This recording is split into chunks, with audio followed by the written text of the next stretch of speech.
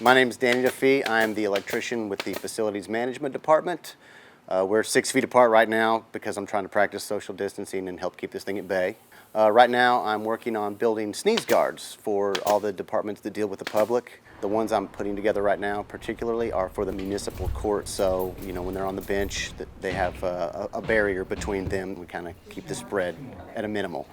I built about 25 of them as of now, and we have them at the animal shelter.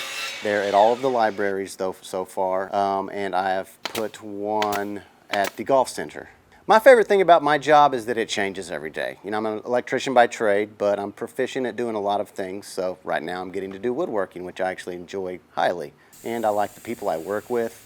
We have a great department. Everybody that works here gets along really well. We have a good team. We look forward to coming to work every day. It's not tedious, it's not monotonous, it's a good time.